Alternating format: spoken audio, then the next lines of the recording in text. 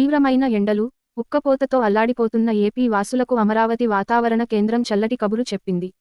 రాష్ట్రంలోని పలు ప్రాంతాల్లో బుధవారం భారీ వర్షాలు పడే అవకాశం ఉందని సూచించింది. ద్రోణి ప్రభావంతో రాబోయే 2 రోజులు రాష్ట్ర వ్యాప్తంగా తేలికపాటి నుంచి మోస్తరు వానలు పడతాయని అంచనా వేసింది.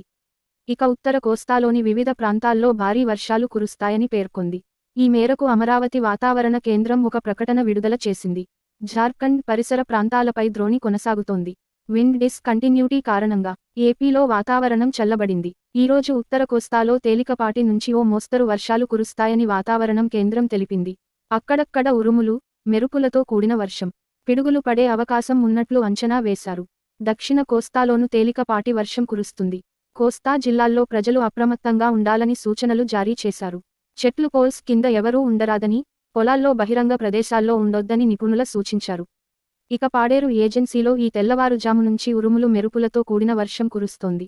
ఉమ్మడి శ్రీకాకుళం, విజయనగరం జిల్లాల్లో చాలా వరకు, అనకాపల్లి జిల్లాలో అక్కడక్కడ పిడుగులతో కూడిన వర్షాలు పడుతున్నాయి.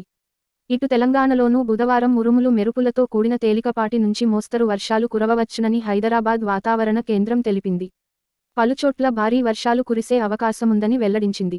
ఆదిలాబాద్లోని కొన్ని ప్రాంతాలు, కొమురంభీం ఆసిఫాబాద్, మంచిర్యాల, నిర్మల్, నిజామాబాద్, జగిత్యాల, రాజన్న సిరిసిల్ల, కరీంనగర్, పెద్దపల్లి తదితర జిల్లాల్లో ఉరుములు మెరుపులతో కూడిన వర్షాలు కురవవచ్చునని, గంటకు 30 కిలోమీటర్ల నుంచి 40 కిలోమీటర్ల వేగంతో ఈదురుగాలులు వీస్తాయని తెలిపింది.